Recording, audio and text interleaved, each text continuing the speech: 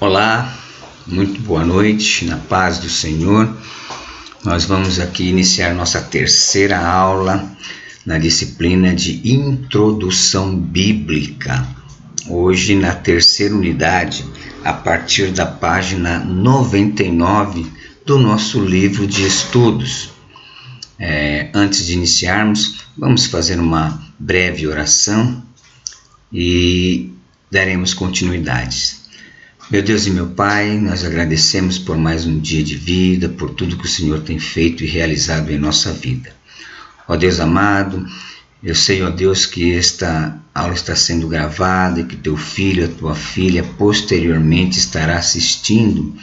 Que o Senhor possa abençoar, ó Deus, cada um, ó Deus, que assistir esta aula, que possa ter compreensão, que possa, Senhor, crescer na graça, no conhecimento, para que tenham cada vez mais uma fé amadurecida, com conhecimento pleno da tua palavra, da tua vontade. Que o teu Espírito seja o nosso professor e que tudo seja para a glória e honra do teu nome. É o que eu te peço em nome de Jesus. Amém. Então, nós vamos aí hoje estudar os livros apócrifos e outras questões. Nós vimos em aula anterior, que os livros apócrifos foram os livros que não foram considerados como inspirados. Então, eles são livros que eles têm um determinado valor histórico, como nós vamos observar, mas eles não são considerados como livros que foram inspirados pelo Espírito Santo, como os demais livros que nós temos hoje e que compõem a nossa Bíblia. Então, nós vamos aí aos nossos slides, vamos à nossa introdução. Muitos textos produzidos em momentos difíceis da história da igreja. Esses são os apócrifos, retrataram aspectos da vida e do ministério de Jesus, os quais, talvez por determinação divina, não foram obras autorizadas. Então, esses livros eles foram produzidos no período da história da igreja, logo no início, primeiro século, segundo século, e eles destacam muitos aspectos da vida e do ministério de Jesus, bem como da cultura, daquela época e de outras situações importantes da vida no período histórico em que o Senhor Jesus esteve na Terra. Então, o surgimento e a importância dos livros apócrifos, ainda que não dotados de inspiração divina, e as razões pelas quais esse tipo de livro não foi aceito pela comunidade cristã, especialmente durante os primeiros anos da história da igreja. Então, eles foram surgindo, porém, por não atingirem os parâmetros que foram estabelecidos para que um livro fosse reconhecido como inspirado, esses livros não foram aceitos pelas comunidades. E a importância de se estudar os livros apócrifos, a existência deles, ela se dá pelo fato de que eles proporcionam ao historiador ou estudante de teologia uma fonte histórica muito importante. Então, é importante conhecer. Hoje nós temos, na Bíblia Católica, nós temos alguns destes livros. Na internet você pode encontrar alguns destes livros em PDF. E é sempre bom, como estudante de teologia, principalmente se você quer se aprofundar nessas questões, você procurar ler alguns, comparar, para ver se você consegue também perceber as diferenças que tem dos livros que são considerados inspirados desses apócrifos que não são considerados como inspirados. Bom, veja aí, a partir da página 101, nós temos aí os livros apócrifos. Então, a primeira coisa, vamos ver aqui a palavra, a origem da palavra e o seu significado. Então, a palavra apócrifos é de origem grega, que significa coisas escondidas.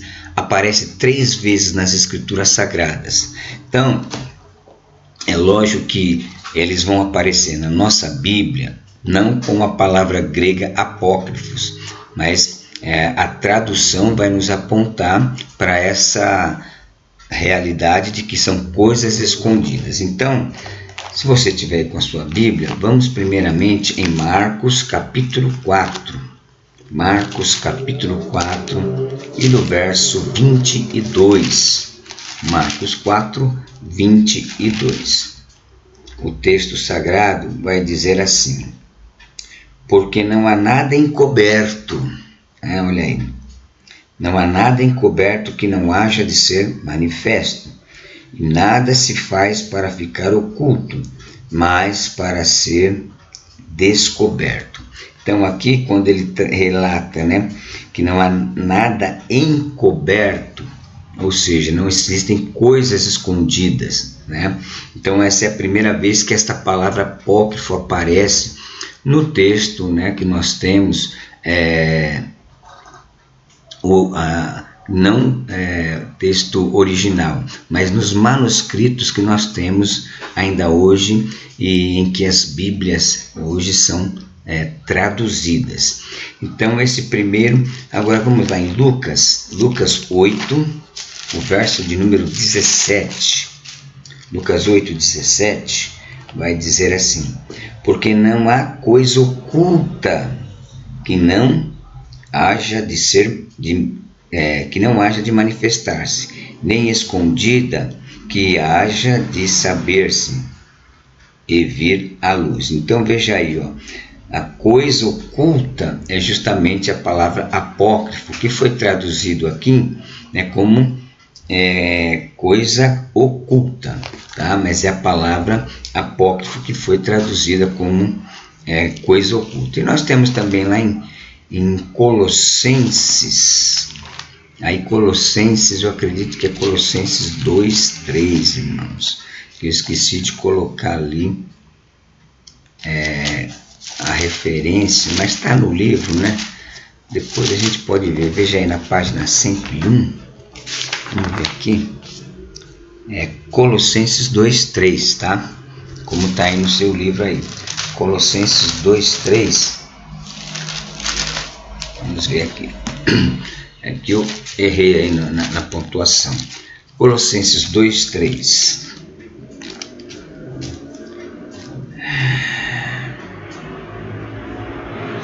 Colossenses 2, 3, perdão, está no Filipenses, Colossenses 2, e o verso de 3, olha só, em quem estão escondidos, apócrifos, todos os tesouros da sabedoria e da ciência.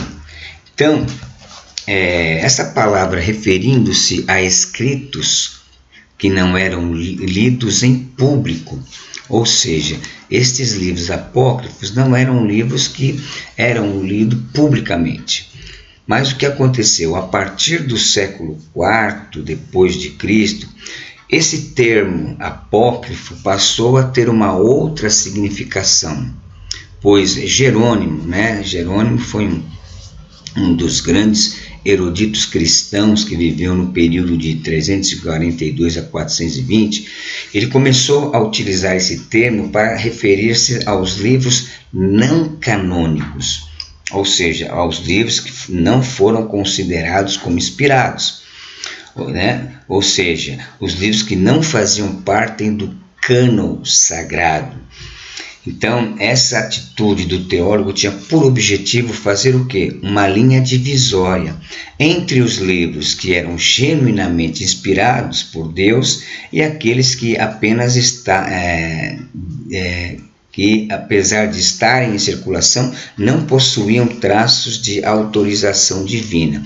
Ou seja, os livros apócrifos estavam em circulação, porém não alcançaram o padrão para serem considerados como inspirados, mas eles circulavam. Então, Jerônimo passa a usar esse termo para fazer essa diferenciação dos livros que são inspirados dos livros que não são inspirados. mas que possuem um valor histórico. Então vamos lá, nós vamos agora no tópico o surgimento e a importância dos apócrifos. Os livros apócrifos, embora não se possa determinar com absoluta precisão, surgiram em sua grande parte quase que simultaneamente à inclusão dos textos no cânon sagrado, principalmente no Novo Testamento. Segundo alguns especialistas, esses livros são importantes porque trazem registros em suas páginas, tradições e preocupações particulares de determinadas comunidades judaicas. Então, essas obras se multiplicaram de tal forma que os seus redatores, objetivando uma maior aceitação e ampla divulgação dos seus escritos, atribuíam sua autoridade a personalidades de grande proeminência no contexto religioso da cultura judaica, tais como Abraão, Enoque, Moisés e Salomão. Tal atitude tornava difícil precisar a data exata em que esses livros foram redigidos. Então, eles foram surgindo conforme houve a necessidade de fazer o cânon. Esses livros foram surgindo, buscando também ter uma mesma autoridade canônica dos livros inspirados. Por isso que eu disse aos irmãos que o processo de canonização, o processo de formação do cânon sagrado, foi um processo demorado, foi um processo complexo. Não foi um complexo assim, um processo assim, começou num dia, acabou no outro. Não, foram séculos para que pudessem ser estabelecidos. Por quê?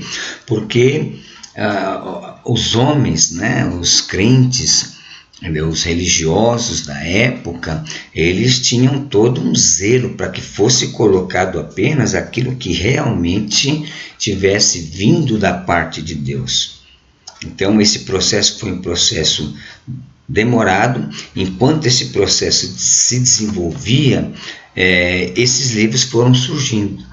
E como o autor, muitas vezes, às vezes não conhecido pela comunidade, eles faziam o quê?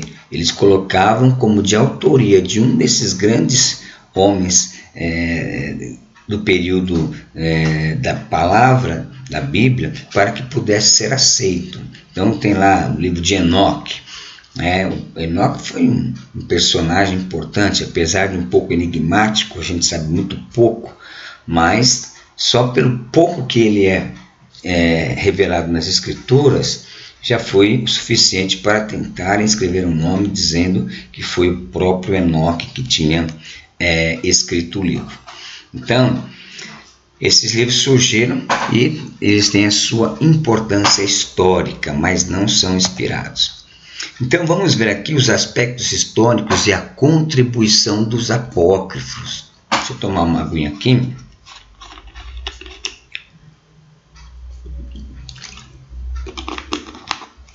Então veja aí.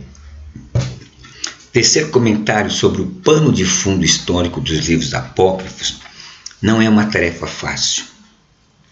Muito menos quando a proposta é agregar informações que sejam precisas e que disponham de consenso entre os estudiosos do assunto.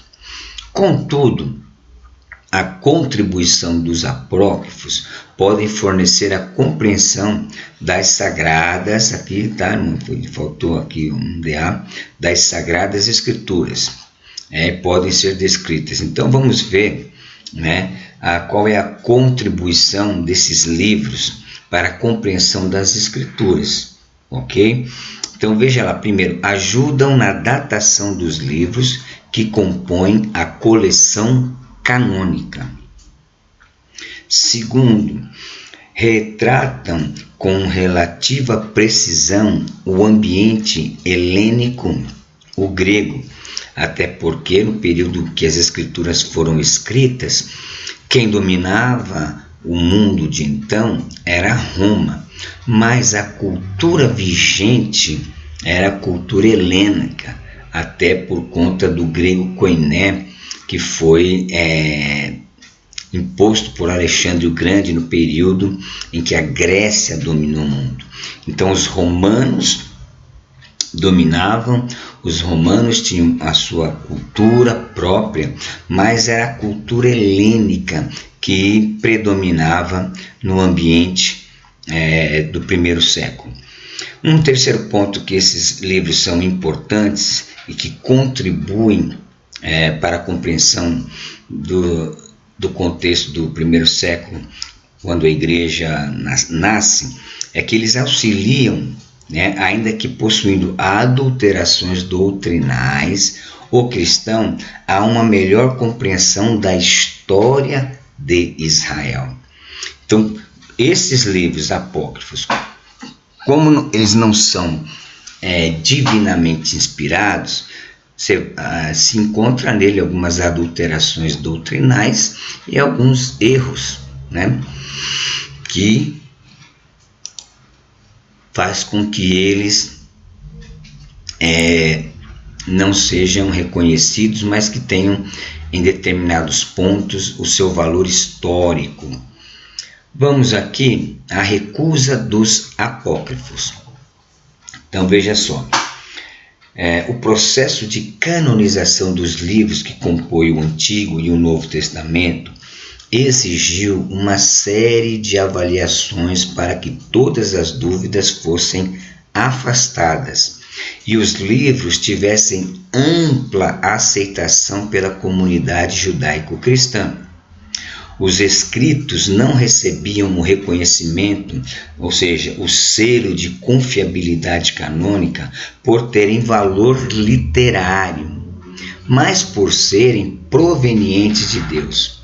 Por isso, os apócrifos foram rejeitados. Eles possuem um certo valor literário. Por quê? Porque retratavam alguns aspectos históricos, verídicos, mas lhes faltava a inspiração divina, o que, consequentemente, os desautorizava no trato de assuntos pertinentes à salvação. Os apócrifos foram recusados em virtude dos seguintes fatores. Então veja, o processo de canonização tinha todo um processo estabelecido, havia todo um processo que precisava ser cumprido, itens e elementos para que esse livro pudesse ser considerado inspirado, o que os apócrifos não alcançaram. Então vamos ver alguns desses pontos que foram claros para que a comunidade, a liderança da igreja no primeiro século e segundo em diante, não os aceitassem como inspirados. Então vamos lá. Então, primeiro, a rejeição dos apócrifos pelos primeiros líderes.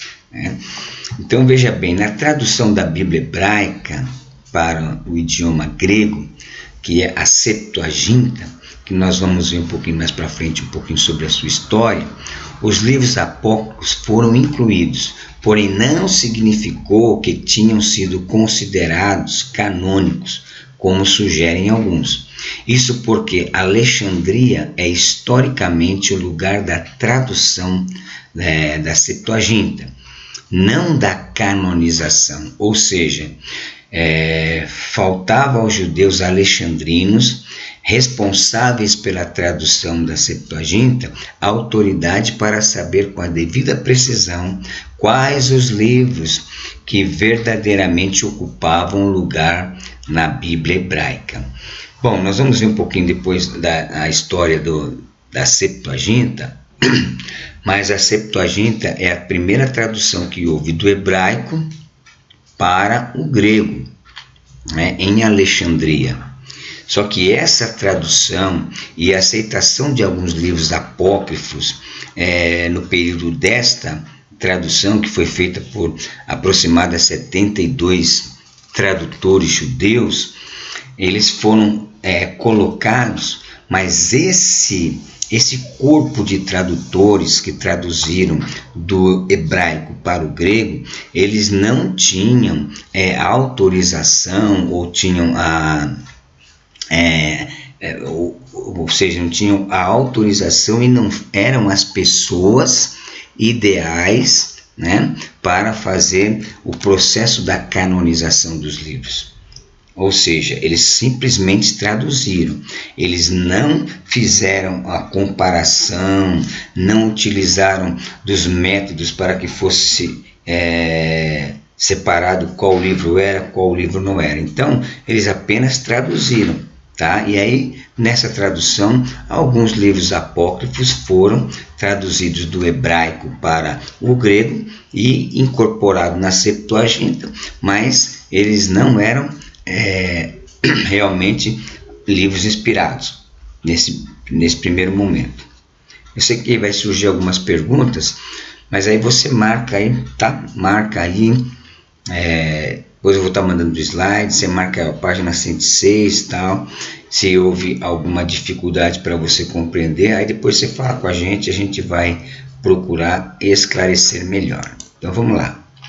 Então, quais eram esses parâmetros que apontavam para que esses livros apócrifos não fossem considerados como inspirados? Primeiro, nesses livros havia a presença de uma série de contradições e descompassos históricos, geográficos em suas narrativas.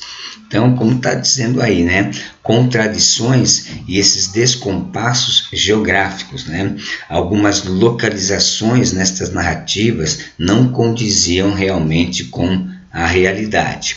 Segundo, foi a ausência de elementos distintivos, outorgadores do caráter divino às suas páginas, entre eles a autoridade profética. Como nós vimos em aulas anteriores, principalmente no Antigo Testamento, né, os profetas, ao profetizarem, ao escrever, eles tinham uma fórmula: assim diz o Senhor, né? Assim diz o Senhor. E essa fórmula e outras aceitações, como o Pentateuco. O Pentateuco logo de início foi aceito. Por quê? Porque a tradição dizia que Moisés escreveu o Pentateuco. Então essa ausência de distintivos outorgadores que o próprio texto apontava para quem escreveu, né, aquela autoridade profética no caso, então isso aí também pesou muito, porque nos livros inspirados você vai encontrar: e o Senhor me disse, assim disse o Senhor então sempre apontando que o autor estava falando como boca de Deus. No Novo Testamento você vai encontrar Paulo, apóstolo de Jesus Cristo, né? Pedro, apóstolo de Jesus Cristo, João, apóstolo de Jesus Cristo. Então, nesses livros considerados apócrifos, não tinham esses distintivos, e dentre outros que eram necessários ter no livro para que pudesse ser considerado como um livro inspirado. Terceiro ponto aí, conteúdos superficiais e ênfase no estilo literário. Então, superficialidade, né? Ou seja, quando se comparado aos livros verdadeiramente inspirados, havia uma discrepância muito grande nos conteúdos, né? Havia coisas, né, muito que não condiziam com as profundezas da vida espiritual, da revelação de Deus. Então, essa superficialidade e ênfase em estilo literário acabou também pesando na escolha dos livros inspirados e os não inspirados. Também nós temos a transmissão de falsos ensinos. Então veja aí, é importante ressaltar que o princípio básico da prática hermenêutica é de que as escrituras se explicam por si mesmas, pois elas se constituem sua única e infalível intérprete. Portanto, os ensinos constantes em suas páginas acham-se confirmados e legitimados por todos os livros que formam o Antigo e o Novo Testamento. E geralmente essa é a primeira regra de interpretação. As Escrituras explicam as Escrituras, né? E aí tem um ponto que eu quero fazer você refletir, que é um ponto que nos mostra essa sacralidade e o quanto que a Bíblia não é simplesmente um livro escrito por homens, né? Foi escrito por homens, mas inspirados por Deus. Porque os irmãos devem se lembrar que eu falei que autores de diferentes épocas, autores de diferentes culturas, né? Nível cultural, mas quando você lê, né, parece que toda a Bíblia eles combinaram, sentaram e combinaram. Por quê? Porque existe uma coesão, uma unidade que é impressionante. Então, muitos textos que são de difícil interpretação, você busca em outro texto, em outro livro, você vai encontrar a resposta, você vai encontrar a sua explicação. Então, nós vamos ver isso melhor quando nós vamos estudar a hermenêutica bíblica, né? Mas aí só para dar uma pincelada, a esses livros que não são considerados inspirados, tem coisas, tem elementos que você não encontra explicação em nenhum outro livro da Bíblia. Sendo que os considerados inspirados você vai encontrar, né? Em toda a extensão dela você vai encontrar explicações de muitas situações do Antigo Testamento no Novo Testamento, sem contradição. Então esse também foi um dos parâmetros que foi o que pesou na hora da escolha dos livros inspirados dos não inspirados. Então vamos lá, você não vai encontrar isso aí no seu livro, tá? Eu fiz uma pesquisa na internet para pegar de uma forma bem sintética, bem reduzida, a história da Septuaginta, porque é muito importante que a gente conheça a história dessa tradução, e foi a primeira tradução do hebraico para o grego, tá? E você vai sempre ouvir falar sobre esta tradução. Então, o idioma original falado pelo povo de Deus é o hebraico. As escrituras sagradas foram dadas por Deus e escritas originalmente neste idioma, né? Antigo Testamento. Porém, depois de instalados em sua terra prometida, desde o século XV, aí fala da Era Comum, né? Antes da Era Comum, tá? Os israelitas sofrem com uma série de cativeiros, que foi o cativeiro babilônico, o primeiro cativeiro em 722, que foi o assírio, tá? Então, sofreu uma série de cativeiros, deportações, sendo que o assírio e o babilônico são os mais conhecidos. Ao longo de 8 séculos, cativeiros e deportações ao longo dos séculos 8 a 6. Devido à sua desobediência à palavra de Deus, eles foram deportados de sua terra prometida na Palestina e levados cativos para regiões da Síria, da Pérsia, da Babilônia e até o Egito, onde chegamos ao nosso objetivo de estudo, que nos levará a conhecer a história da Septuaginta. Então veja, a gente chama de diáspora, né? Nessas dispersões que houve entre o povo de Israel durante as suas guerras, e principalmente durante os seus cativeiros, muitos judeus foram e viveram no Egito, né? Onde aconteceu na cidade de Alexandria a tradução da Bíblia hebraica para o grego, tá? Por isso que eles e até no Egito, onde chegamos ao nosso objetivo de estudo, que nos levará a conhecer a história da Septuaginta, a tradução grega das escrituras hebraicas. Então, como é que se deu isso aí? Por volta do ano 285 antes da Era Comum, a Era Comum nossa é depois de Cristo, tá? é que nesse artigo o autor achou melhor colocar antes da Era Comum, mas poderia colocar por volta do ano 285 depois de Cristo, né? Vários judeus faziam parte da subcultura egípcia. Neste local, mais especificamente em Alexandria, a língua padrão era o grego. Este foi difundido por muitas partes do Oriente Médio no século anterior ao citado, acima com as conquistas de Alexandre o Grande. Então, antes dos romanos, quem dominou foi os gregos, com Alexandre o Grande, que foi imperador entre 336 e 323, né? Esse imperador morreu, né, em 10 anos ele conquistou o mundo, mas também morreu misteriosamente, tá? Então vamos ver aí o mapinha. Então, ó, lá havia uma biblioteca, lá onde? Lá em Alexandria, no Egito. Lá havia uma biblioteca onde intencionava-se reunir escrito de várias partes do mundo. Era a famosa Biblioteca de Alexandria.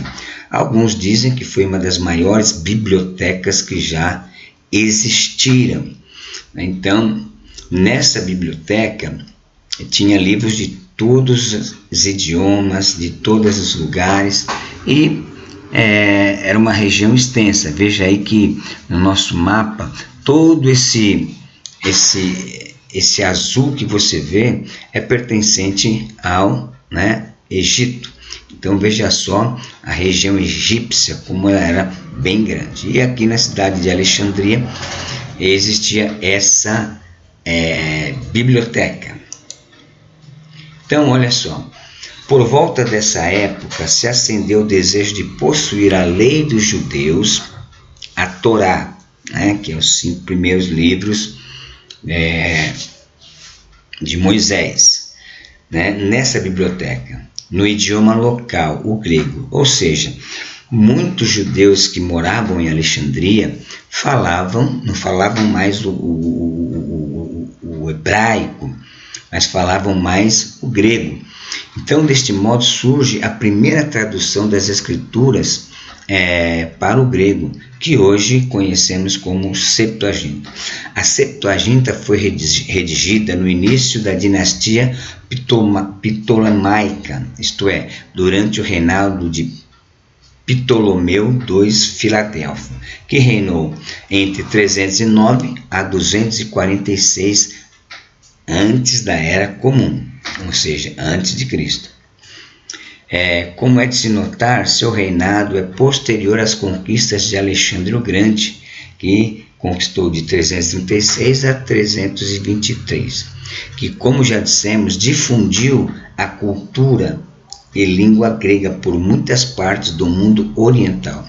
A maior parte das regiões verde, laranja, amarelo e azul no mapa acima, como nós vimos aqui, né? Veja aqui, todo isso aqui tudo foi conquistado por Alexandre o Grande. Vamos voltar lá. Então, Demétrio de Faleros, responsável pela biblioteca em Alexandria, perguntou ao rei Ptolomeu do Egito se ele conseguia a tradução grega da lei judaica para a babilônica. Então, esse Demétrio de Faleros era tipo um bibliotecário, né, que tomava conta dessa grande biblioteca de Alexandria. E ele pergunta para o rei do Egito, né, a autoridade maior, se ele teria condições de conseguir uma tradução da lei judaica que estava escrito em hebraico, né, em grego, uma tradução grega para o povo daquela cidade, daquele período. E para realizar isso, o rei liberou centenas de escravos judeus que tinha em seu domínio e os enviou com presentes generosos até Eleazar, que era o sumo sacerdote em Jerusalém nesse período. Tá? E assim fez o seu pedido. Deveriam ser selecionados 6 sábios, né, de cada tribo, somando um total de 72. Eles deveriam ir a Alexandria para trabalhar na tradução. Então, como foi um pedido do rei do Egito, o Egito estava, né, dominando aquele período, foram enviados todos esses homens, né, homens sábios, homens escribas, que pudessem, que estivessem, né, aptos para fazer essa tradução. Então vamos lá. Os sábios foram enviados a uma ilha onde havia acessórios preparados para o seu trabalho. Em cerca de 70 dias, eles traduziram toda a Torá, os 5 primeiros livros da Bíblia, também conhecidos como Pentateuco. Eles foram tão incentivados que, no final das contas, todos concordaram com o trabalho um do outro. Este trabalho, hoje, entre nós, é conhecido como Septuaginta, um vocabulário latino que significa 70. Então, assim ocorreu, né, essa é a história da Septuaginta. Uns dizem que não foi 72, foi 70 e tal, mas existem algumas.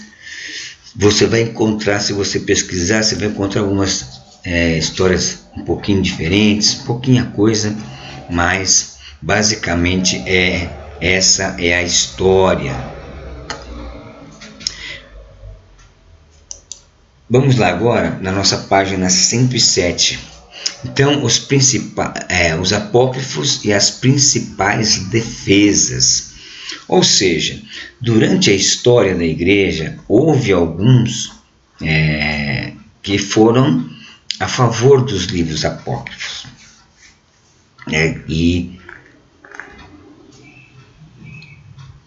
O colocavam como ao mesmo patamar dos livros que foram considerados como inspirados.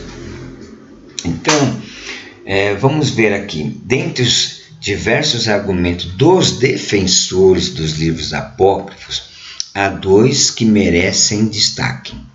Primeiro, o cânon agostiniano, né, e a resolução do Concílio de Trento. Então, o cânon de Santo Agostinho. Santo Agostinho foi um dos grandes teólogos do período patrístico da história da igreja. Ele foi um homem que as suas ideias, até hoje, nós temos muito das suas ideias nas nossas igrejas. Apesar que ele foi considerado um santo pela Igreja Católica, foi canonizado como um santo pela Igreja Católica. Perdão, irmãos, nós também aderimos muito das ideias que este homem tem. Foi um grande teólogo, ninguém pode negar isso. Então, o cânon de Santo Agostinho é citado por esses defensores, pelo fato de Santo Agostinho ter se referido a esses textos indiretamente em uma das suas obras mais importantes, né? Uma das suas mais importantes obras literárias, que já chama-se A Cidade de Deus, que ele é como deuterocanônicos, como pertencentes a um segundo cânon. Então, os defensores, né, que a maior parte hoje são dos teólogos católicos, defendem a autoridade destes livros no mesmo pé de igualdade com os livros inspirados, por conta da citação indireta de Santo Agostinho a alguns destes livros, que é considerados como deuterocanônicos, ou seja, um segundo cânon, tá? Agora, o segundo argumento é os defensores da legitimidade dos apócrifos como genuinamente inspirados. Citam o fato desses livros terem sido incluídos no rol canônico pelo Concílio de Trento, realizado entre 1545 e 1563 depois de Cristo. Você vai ler aí no seu livro, né, de acompanhamento desta disciplina, que esse concílio foi um concílio bastante tumultuado, né? Esses livros, para serem aceitos, teve até briga, discussões e agressão física, para que vocês possam perceber a temperatura espiritual que estava, e acabaram sendo aceitos. Então, os defensores dos apócrifos utilizam esses dois argumentos aí para dizerem que o livro que eles têm na Bíblia, no cânon católico, são verdadeiramente inspirados. Então, os apócrifos e o cânon, considerações. Tá? Você vai ver isso na página, eu não marquei no slide, mas você vai ver na página 107. Então, os apócrifos jamais foram aceitos pelos líderes da igreja primitiva.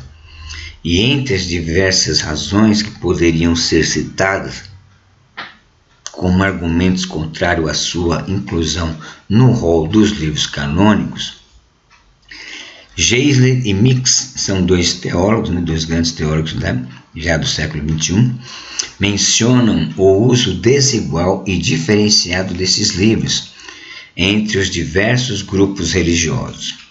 Alguns, como a Igreja Ortodoxa e a Igreja Anglicana, por exemplo, ainda que os utilizem em suas liturgias públicas, os dispõem em seção à parte e diferenciada dos demais livros do Antigo e Novo Testamento.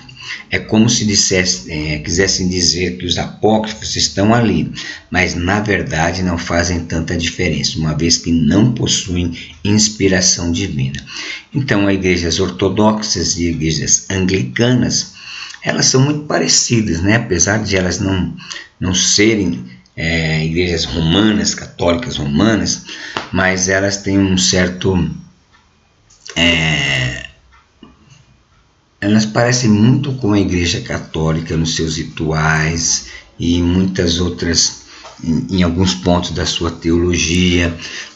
A diferença maior entre essas igrejas e a Igreja Católica é que essas igrejas, a ortodoxa e a anglicana, não aceitam a autoridade do Papa,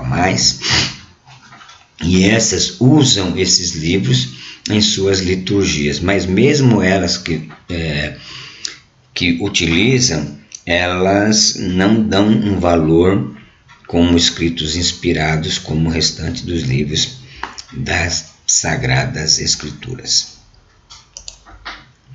Bom, então vamos ver aqui um pouquinho dos apócrifos no Antigo Testamento. Por quê? Porque há um grupo de livros apócrifos no Antigo Testamento,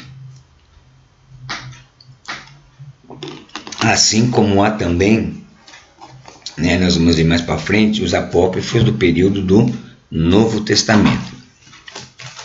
Então, os livros apócrifos do Antigo Testamento, denominados deuterocanônicos pelos católicos, produto da mente humana e carente do selo de autenticidade sagrada, a inspiração divina, representam uma das fases constitutivas da história da Igreja cristã, uma vez que foram adicionados à Bíblia como resposta ao movimento da Reforma Protestante, levada a efeito pelo monge Martinho Lutero em 1517. Tá? Então, no período da Reforma, quando os reformadores foram avaliar o cânon, que seria o cânon protestante, os católicos, os teólogos, a liderança, introduziram esses livros, aceitando-os dentro da Bíblia Sagrada deles, como uma espécie deixa eu ver a palavra que eu posso usar, como um protesto contra a própria Reforma Protestante, ou seja, foi uma forma que eles utilizaram para poder mostrar a diferença entre os católicos romanos e os protestantes. Então, a natureza dos apócrifos do Antigo Testamento. Os apócrifos do Antigo Testamento, redigidos no período interbíblico, quando o mundo vivenciou um momento sem visão de profecia genuína proveniente de Deus, foram produzidos com o objetivo de consolar o povo dessa ausência de manifestação mais direta de Deus. Então vamos lá, vamos entender isso aí. Os apócrifos, eles foram surgindo no período que nós chamamos do período interbíblico, que alguns chamam de período de silêncio, quando Deus, alguns que Deus se silenciou. Deus não silenciou, simplesmente Deus não usou especificamente nenhum profeta como ele utilizava, no período do Antigo Testamento. E isso se deu a partir de 539 até o período de João Batista. Então, esses escritos, eles surgiram nesse período desses 400 anos. Foi esse o período que esses livros foram surgindo. Você vai ver aí no seu livro que na página 111 nós temos aí um gráfico, E aí o gênero, porque foram alguns gêneros que aconteceram.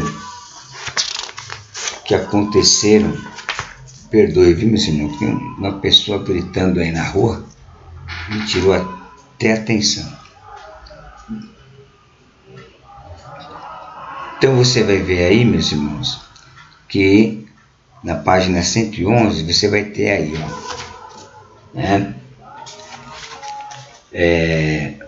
pseudos históricos, livro dos Jubileus, que foi escrito no 2º século a.C., terceiro livro de Esdras, 100 a.C., terceiro livro dos Macabeus, princípio da era cristã, ascensão de Isaías, princípio da era cristã.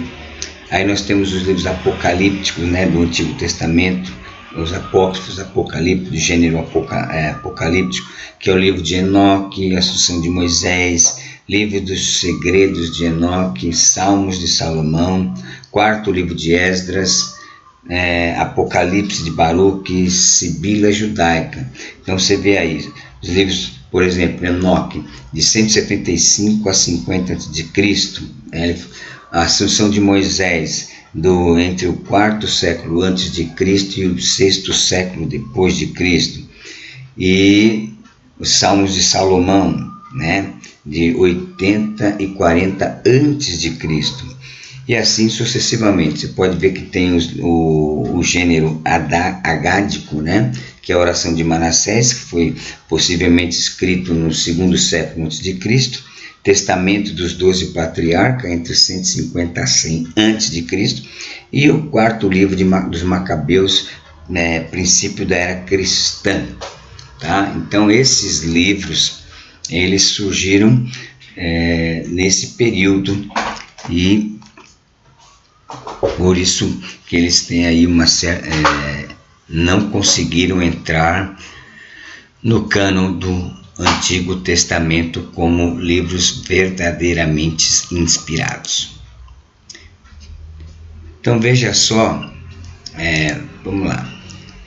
Então aqui, os livros apócrifos redigidos no período interbíblico, quando o mundo vivenciou um momento sem visão profética proveniente de Deus, foram produzidos com o objetivo de consolar o povo desta ausência de manifestação mais direta de Deus. Esses livros revelam as circunstâncias religiosas, políticas, sociais, culturais, históricas e sociológicas da época e podem ser divididos de acordo com o gênero literário em 9 grupos. Então veja bem, os livros apócrifos, eles não são considerados como inspirados, mas eles têm um valor. Por quê? Porque eles revelam, veja aí, as circunstâncias religiosas, políticas, sociais, culturais, históricas e sociológicas da época, E esses estilos literários podem ser divididos em um grupo de 9. Vamos lá. Então, olha, primeiro aí, pseudo-histórico, apocalíptico, agático, lendário, histórico, didático, profético, religioso e romance. Tá? Nós vamos ver tudo isso aí nos próximos slides. Então, alguns desses livros não são aceitos nem pela Igreja Católica e nem pelos protestantes, e outros somente pelos protestantes. Então, nós vamos ver agora de todos esses estilos literários e desses textos apócrifos, alguns não são aceitos pela Igreja Católica e pela Igreja Protestante. Outros só são rejeitados pelos protestantes. Então é isso que nós vamos ver aí a partir da página 110. Então veja bem aí, ó. Os livros considerados apócrifos por católicos e protestantes. Então, os livros principais considerados tanto por católicos quanto para protestantes não inspirados são pseudo-histórico, né, o gênero literário pseudo-histórico, apocalíptico e agático. Então, vamos ver aí esses três tipos. O gênero pseudo-histórico, esse gênero abarca os textos cuja essência gira em torno de fatos históricos duvidosos, em sua maioria fantasioso e incoerente. E quais são esses livros pseudo-históricos que trazem histórias narrativas? São o livro dos Jubileus, o terceiro livro de Esdras, o terceiro livro dos Macabeus e a Ascensão de Isaías. Esses livros, que são de gênero pseudo-históricos, são livros que não foram aceitos como inspirados. Trazem, né, aqueles elementos todos que nós vimos antes, né, que ajuda no entendimento do contexto do período daquela época, mas não são inspirados. O gênero apocalíptico, né, o nome já diz, né, ele é essencialmente profético, que está relacionado ao futuro, que nesses livros são denominados como tempos dos fins. E aí nós temos o livro de Enoque, Assunção de Moisés, Livro dos Segredos de Enoque, Salmos de Salomão, quarto livro de Esdras, Apocalipse de Baruque e a Sibila Judaica. Então esses são de gênero apocalíptico, apontando para o período denominado como Tempo dos Fins. O outro gênero que não é aceito tanto por católicos como por protestantes é o gênero agático. Esses gêneros são narrativas, tá? E nós temos aí narrativas exortativas, tá? Nós temos aí o livro da Oração de Manassés, o Testamento dos 12 Patriarcas e o quarto livro de Macabeus. Então, esses livros, dentro desses gêneros literários, eles não são aceitos tanto pelos católicos como pelos protestantes, mas o seu valor histórico, né, que nós vimos, que traz lá informações religiosas, políticas, sociais, culturais, históricas e sociológicas da época, nesse ponto eles têm algum valor. Então esses aqui são livros que não são aceitos nem por católicos e nem por protestantes. Agora os livros considerados apócrifos pelos protestantes, que aí a lista aumenta, né? Quase todos. Então os livros considerados apócrifos somente pelos protestantes tem o gênero lendário, histórico, o gênero didático, profético, religioso e romance. Então vamos lá. O gênero lendário são contos e histórias imaginárias, que é o acréscimo de Esther, né? Tem alguns capítulos no livro de Esther, que nós não temos na nossa Bíblia, não foram aceitos. Temos a oração de Azarias, nós temos Susana e Bel e o Dragão. São gêneros lendários, conta muitas histórias imaginativas, né? Muitas fábulas, então não foram aceitos. Nós temos o gênero histórico, que possui aspectos históricos verdadeiros, porém não inspirados, que é 1ª e 2ª Macabeu. 1ª e 2ª Macabeu vai retratar o período, né, nesses 400 anos da revolta dos Macabeus, né? Um período onde Judas Macabeu se levanta para lutar pelo povo. Mas isso aí você vai aprender um pouquinho mais à frente. Mas esses dois livros, aí, 1º e 2º Macabeus, ele praticamente conta como que aconteceu, né, essa história dessa revolta em que os judeus foram quase que todos massacrados, mas conseguiram vencer esse período aí, tá? E 1ª Esdras. Depois nós temos o gênero literário didático, que são ensinamentos em forma de provérbios. Aí nós temos o livro de Sabedoria de Salomão e Eclesiástico. No gênero profético, né, que são de cunho profético, nós temos Baruque, a Epístola de Jeremias e 2ª Esdras. Depois nós temos o gênero religioso, né, de caráter religioso, que é o livro de Tobias, tá? E o gênero romance, que é em forma novelística, né, tipo uma novela, que é o livro de Judite. Então, todos esses gêneros literários, todos esses livros que vocês estão vendo em vermelhinho aqui, não foram aceitos pelos protestantes, tá? Então, não constam em nossa Bíblia. Uma boa parte deles tem na Bíblia católica. Agora, os livros, os apócrifos católicos e principais argumentos. Então, os textos apócrifos apresentam uma diversidade de conteúdo, capaz de atrair os mais diferentes tipos de admiradores. Além disso, por descreverem uma vasta gama de elementos culturais, políticos, sociais da nação judaica, merecem a devida atenção dos estudiosos do assunto, em razão do valor histórico, né, que isso representa.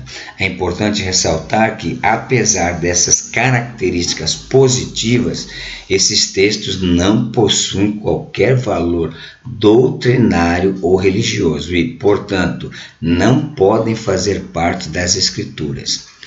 E quem é a favor desses livros é justamente o que nós já dissemos há pouquinho atrás. Foi no Conselho de Trento, em abril de 1546, né, que foi realizado um ambiente tumultuoso, quem aprovou esses livros. Então teve uma pesquisa sobre isso, né?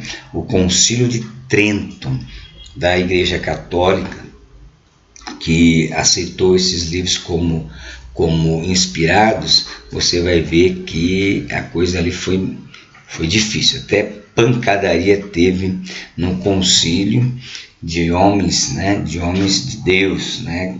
Então, para você ver que é difícil aceitar isso, dentro que eles foram aprovados dentro de um ambiente completamente confuso.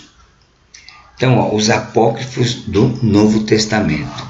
Então, nós observamos até aqui os diversos livros de diversos gêneros literários que surgiram no período do Antigo Testamento, né, e que foram aceitos pela Igreja Romana no Concílio de Trento, mas na Reforma Protestante eles não foram aceitos, tá? Então, vamos ver agora no Novo Testamento. O Novo Testamento também teve vários livros, né, apócrifos, que surgiram simultaneamente ao surgimento das epístolas, dos evangelhos, também querendo autoridade eclesiástica dos seus escritos. Então, vamos lá. O período do Novo Testamento, tal como em épocas anteriores, também teve a presença de textos ilegítimos, os quais surgiram na tentativa de trazer luz a fatos que aparentemente, veja aí, aparentemente eram obscuros nas Escrituras Sagradas. Esses apócrifos, marcados pelas mais fantasiosas e absurdas histórias acerca de Jesus e seus apóstolos, correspondem a um capítulo importante na trajetória da Igreja, pois revelam as peculiaridades ou particularidades históricas, culturais, sociais e religiosas dos judeus e gentios desse período formativo dos costumes e doutrinas cristãs. Então veja bem, são apócrifos porque não são considerados inspirados. Porém, eles têm algumas particularidades importantes, históricas, culturais, sociais e religiosas dos judeus, dos gentios desse período formativo, dos costumes e da doutrina cristã. Então, ao ler esses livros, a gente vai encontrar muito conteúdo referente a por que a pessoa agia daquele jeito, ou por que a cultura era daquele jeito, ou por que o convívio social era desse jeito. Então, desse ponto, esses livros trazem algumas informações importantes que nos ajudam a entender o contexto real desse período. Então, vamos lá. São 3 tipos literários que nós encontramos de livros apócrifos do Novo Testamento, tá? Então, olha só. Os apócrifos do Novo Testamento, apesar de apresentar um certo valor, apresentaram um certo valor histórico, em virtude das inúmeras heresias em suas páginas, foram totalmente rejeitados pela Igreja. Os apócrifos do Novo Testamento podem ser classificados em 4 gêneros literários. Então, nós vamos ter aí o Evangelho segundo os Hebreus, tá? Depois na página,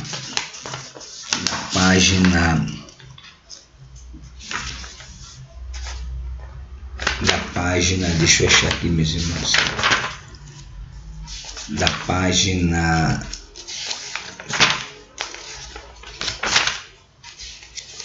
123. Você vai ver nas páginas anteriores, por isso que é importante você ler o texto, ler o livro. Você vai ver que cada um daqueles apócrifos que nós falamos aqui, o nosso autor do livro, ele vai apresentar os assuntos de cada um desses livros, né? Por exemplo, Sabedorias de Salomão, o Eclesiástico, né? O livro de Tobias, Judite, Esdras, Macabeus. Todos eles vão apresentar aqui os assuntos deste livro, tá? Assim como os apócrifos do Novo Testamento, a partir da página 123.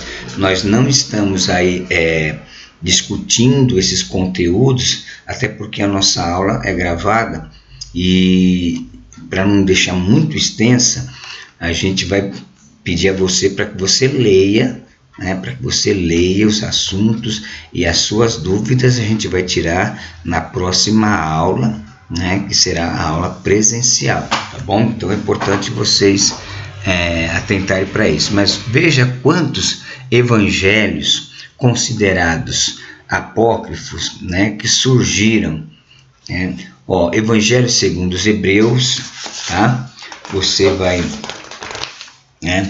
Evangelho segundo Evangelho dos Ibionitas, Evangelho segundo os egípcios, Evangelho segundo Pedro, Evangelho segundo Felipe, Evangelho segundo Tomé, Evangelho segundo Bartolomeu, Evangelho segundo Barnabé, Proto-Evangelho de Tiago.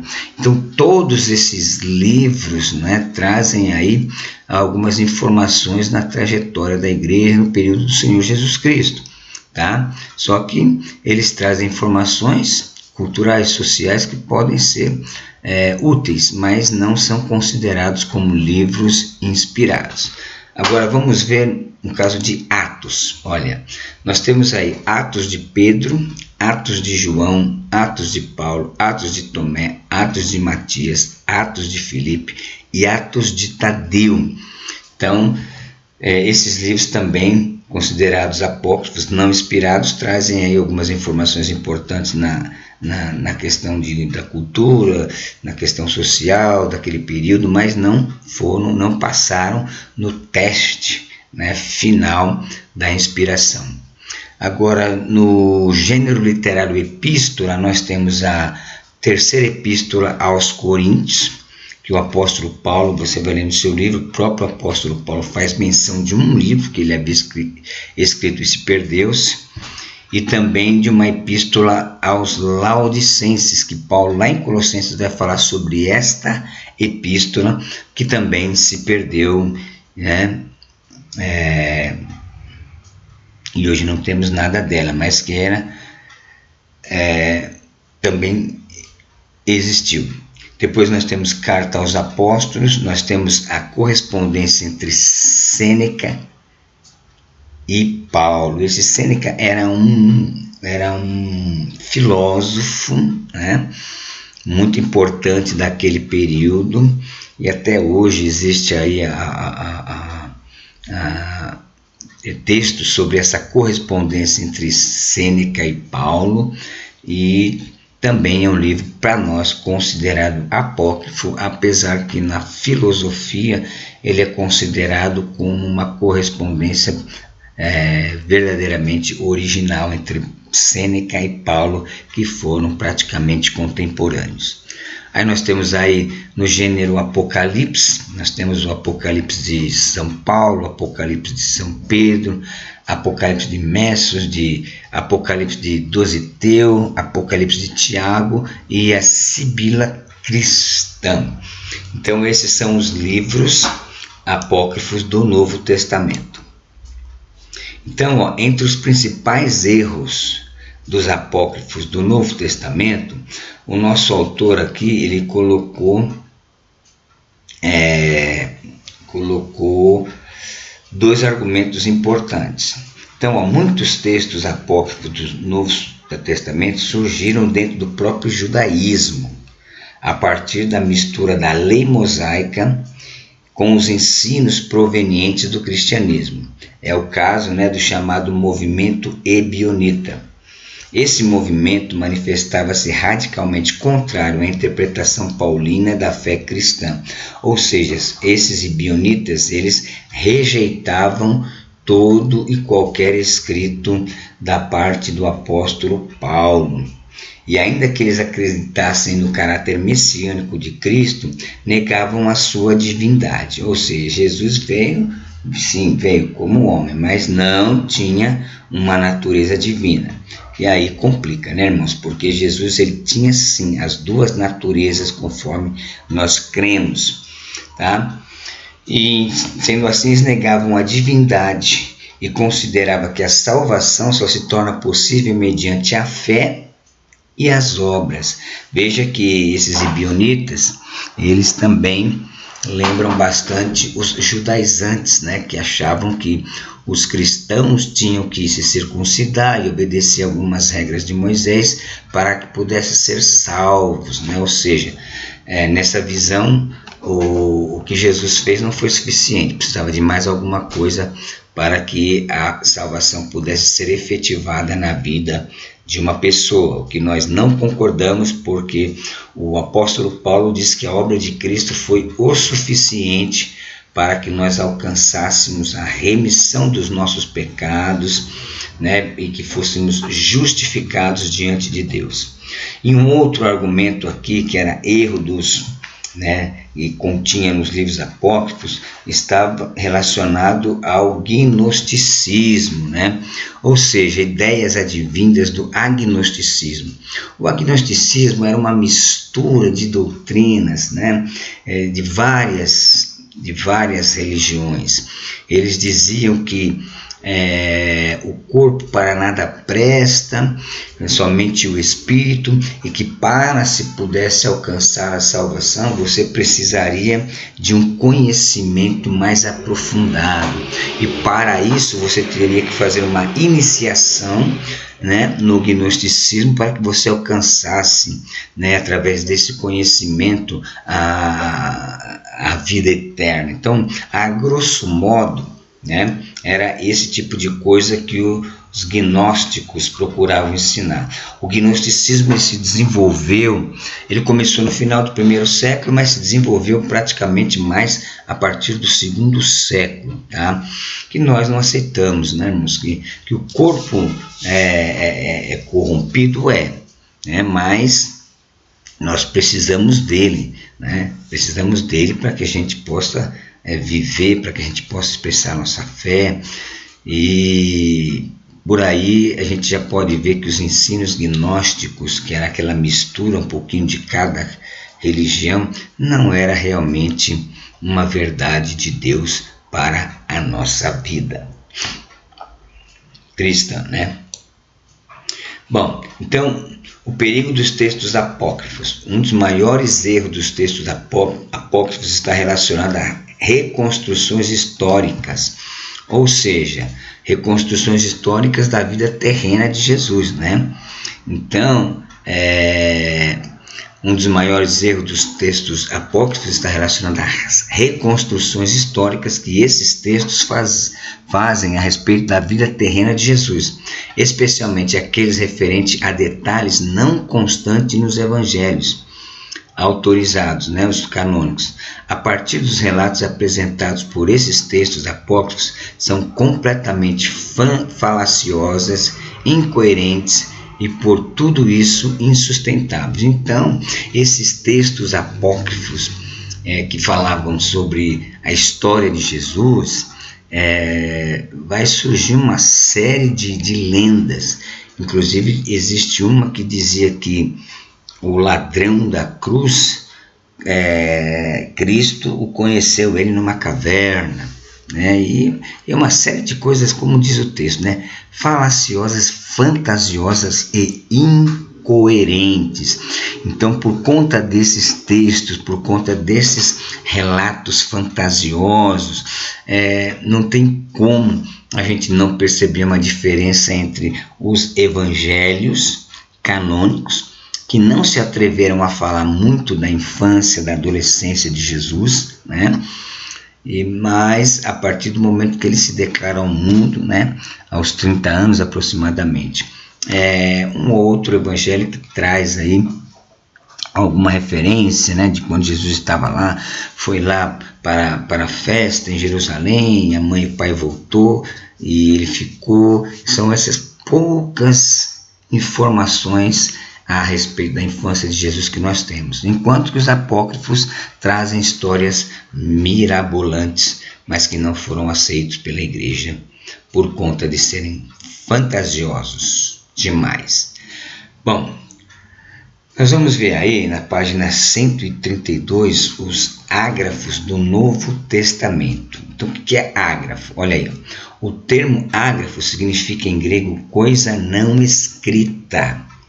Passou a ser utilizado pela igreja para referir-se a possíveis declarações de Jesus que não foram registradas nos evangelhos.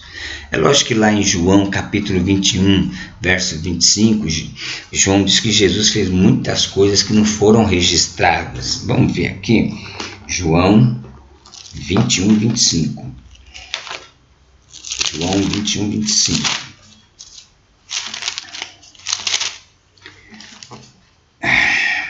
Que diz assim: há, porém, ainda muitas outras coisas que Jesus fez, e se cada uma das quais fosse escrita, cuido que nem ainda o mundo poderia conter os livros que se escrevessem. Amém. Então veja que aqui, né, o apóstolo João, ele usa até uma hipérbole, né? Ele exagera um pouco. Por quê? Ele diz assim: cuido que nem ainda o mundo poderia conter, né? Encher o mundo de livro é uma coisa. Então ele usa uma hipérbole aqui para mostrar o quê? Que Jesus fez muitas e muitas outras coisas que não foram registradas, tá? Então esses ágrafos são justamente essas questões, né, dos ditos de Jesus e de algumas operações maravilhosas que ele fez que não foram registrados. Então, não houve-se a preocupação de registrá-las nos evangelhos. Então, a toda evidência, os ágrafos constituem-se importantes documentos que ilustram, né, os ensinamentos de Jesus em um ponto ou outro, né? Ou seja, eles foram registrados, né? Não foram registrados, mas passava oralmente de um para o outro. Então, entretanto, deve-se observar que nem todos os são originais, ou seja, nem todos são ágrafos genuínos. Existem alguns? Existe, mas nem todos. Paulo, em sua terceira e última viagem missionária, desembarcou na cidade de Mileto e despediu-se dos presbíteros que mandara chamar em Éfeso. Naquele encontro, uma de suas últimas palavras foi: tenho-vos mostrado em tudo que trabalhando assim é mister socorrer aos necessitados e recordar as palavras do próprio Senhor Jesus. Mais bem-aventurado é dar do que receber. Então veja bem, aqui um exemplo dos ágrafos. Quando você vai procurar essas palavras que Jesus disse, mais bem-aventurado é dar do que receber, você não vai encontrar isso aí em nenhum dos evangelhos escritos. Então, o problema é que não existe em nenhum dos 4 evangelhos uma única referência que Jesus tenha pronunciado essas palavras. Então, sendo assim, é natural questionarmos se o versículo é ou não uma referência apócrifa, ou seja, algo que Jesus falou e não foi registrado nos evangelhos, tá?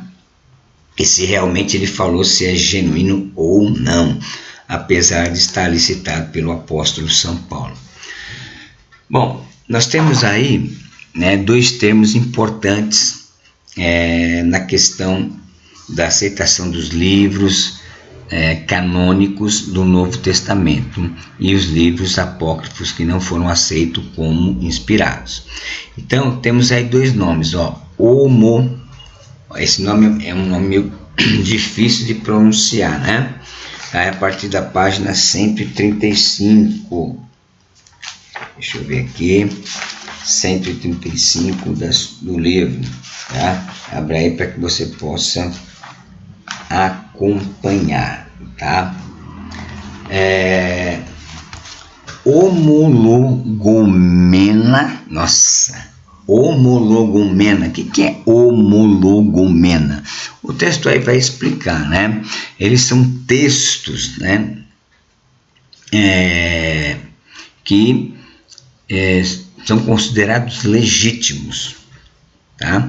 Então, são seções do Novo Testamento que sempre foram aceitos, desde o início da igreja, eles foram aceitos como parte real do corpo de escritos inspirados. Então, a igreja primitiva reconheceu logo de imediato 20 textos como legítimos.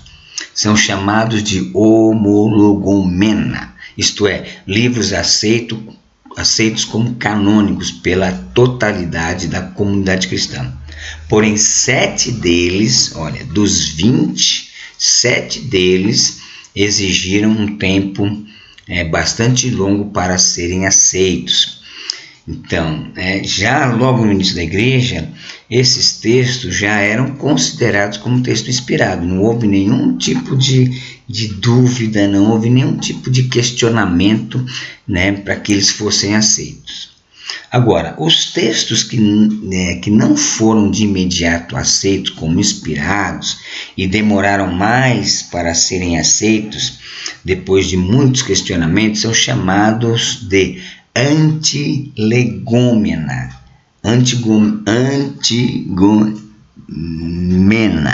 né? Isto é, livros que foram postos em dúvidas antes de entrarem para o rol de canônicos.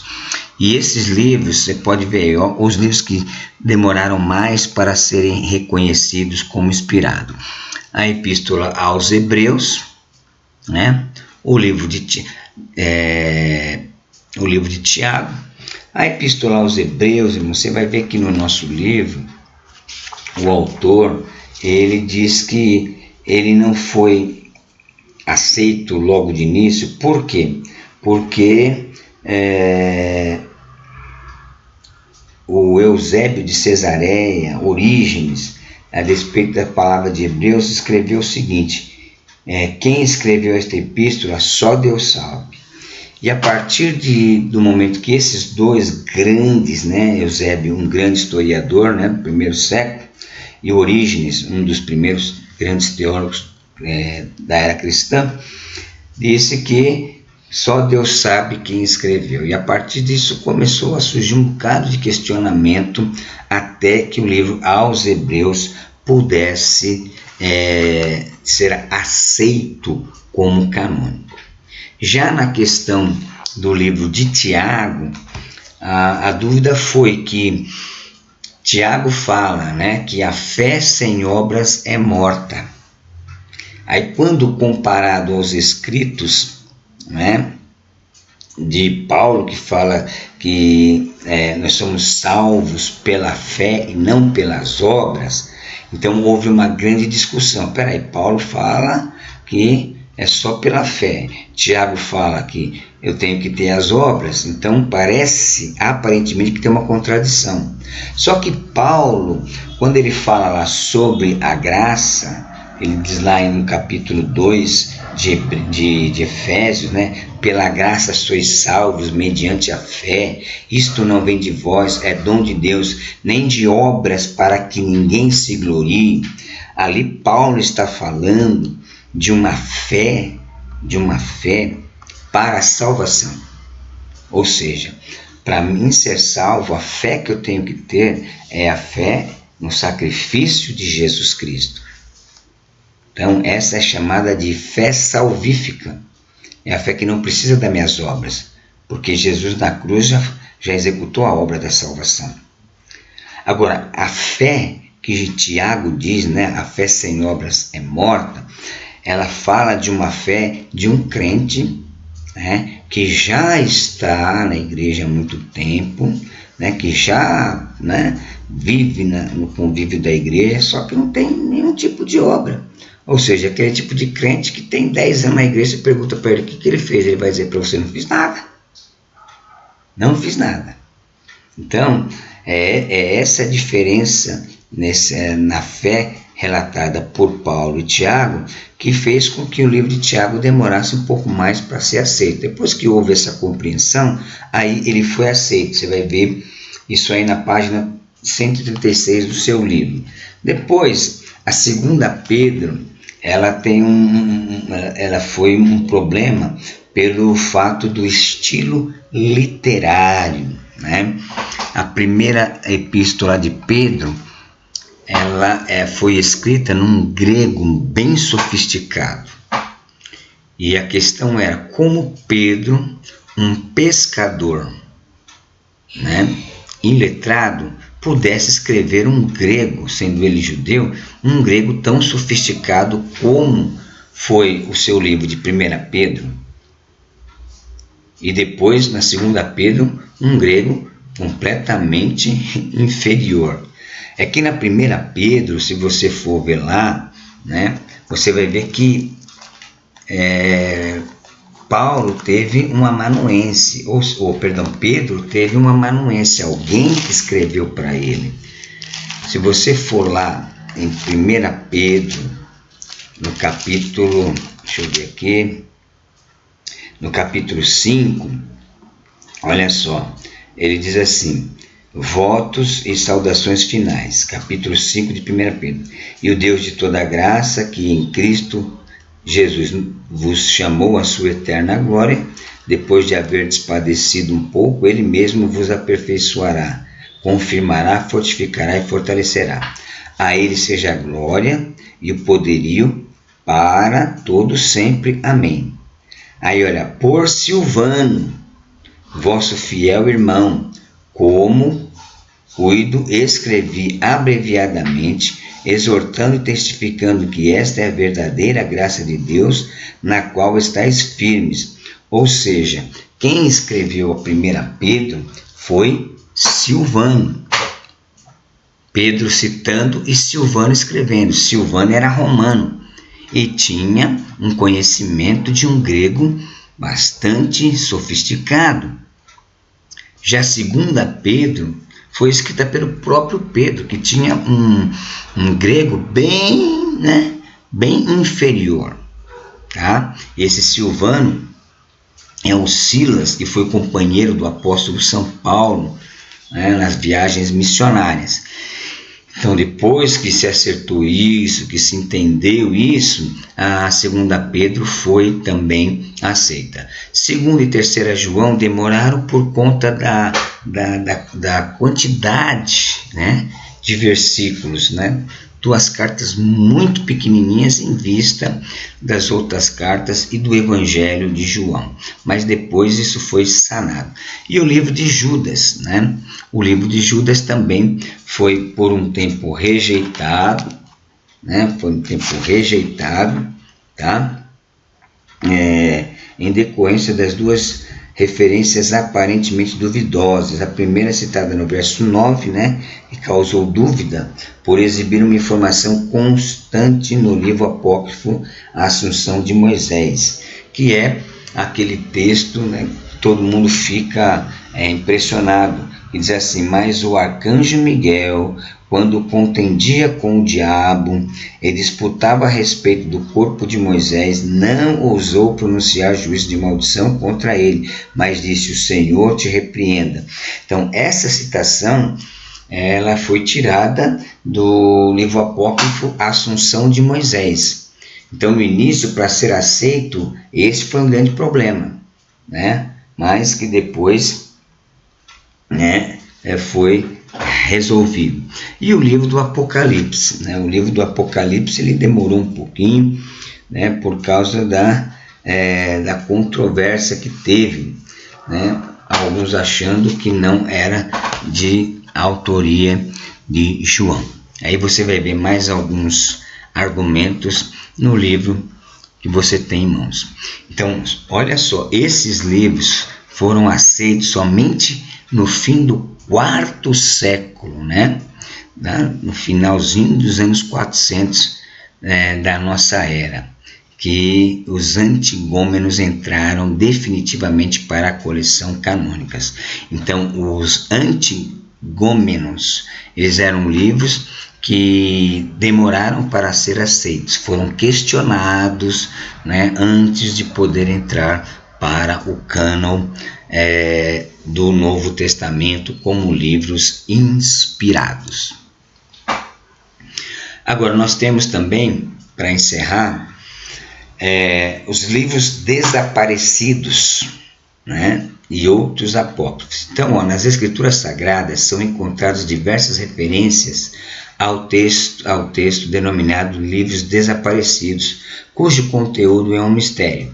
No Antigo Testamento encontramos referências ao livro das guerras do Senhor, lá em Números 21, 24, 14, o livro dos justos, né, que lá em Josué 10, 13 e 2 Samuel 1, 18, o livro da história de Davi, que é mencionado lá em 1 Crônicas, capítulo 27, verso 24, a história de Salomão, né, 1 Reis 11, 41, as crônicas de Samuel, as crônicas de Natã, né, faltou um aí, a crônica de Gad, também são citados lá em 1 Crônicas 29, 29, a profecia de Aías, as visões de Ido, 2 Crônicas 9, 29, história de Semarias, 2 Crônicas 12, 15. São livros que são citados nas Escrituras, mas que se perderam, são apenas citados nas Escrituras, mas até hoje não se sabe,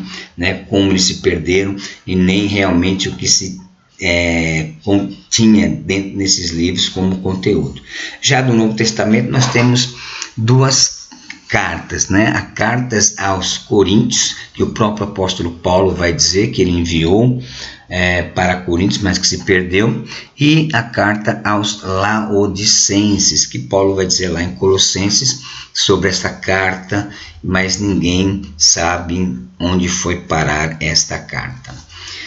Então, meus irmãos, tivemos aí essa aula bastante sintética, né, por conta de ser uma gravação, mas eu espero que você possa aproveitar, né, lendo, né, essa nossa terceira unidade, que vai da página 99 até a página, deixa eu ver aqui, até a página de número, deixa eu achar aqui, manuscritos, até a página de número 150, né, do nosso livro.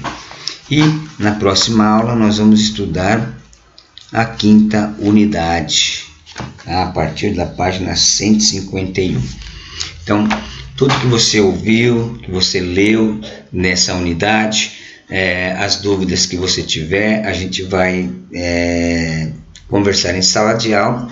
Agora, se você tiver alguma coisa, se quiser também, através do WhatsApp que nós temos da nossa classe, mandar uma pergunta, aí posso responder também através do WhatsApp, que vai também às vezes sanar a dúvida de outro. O importante é que você leia esses textos direitinho, leia, reflita sobre eles, tá?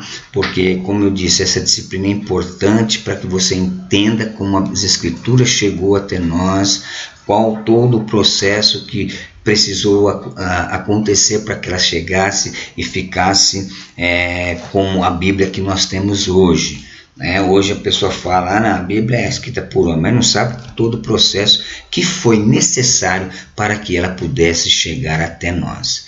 Então, meus irmãos, que Deus abençoe, fiquem na paz do Senhor e, se Deus quiser, na próxima segunda-feira nós estaremos junto ali na nossa classe, ali na AD São Caetano, Jardim Recanto. Que Deus abençoe todos. E aproveita aí, dá um like e se inscreva no meu canal aí, tem outras aulas, tem algumas pregações, alguns ensinos, tem até uma parte de louvor aí. Então, me ajude aí, Deus abençoe e fiquem todos na paz do Senhor. Mais uma vez e até a próxima segunda-feira, em nome de Jesus, se Deus quiser.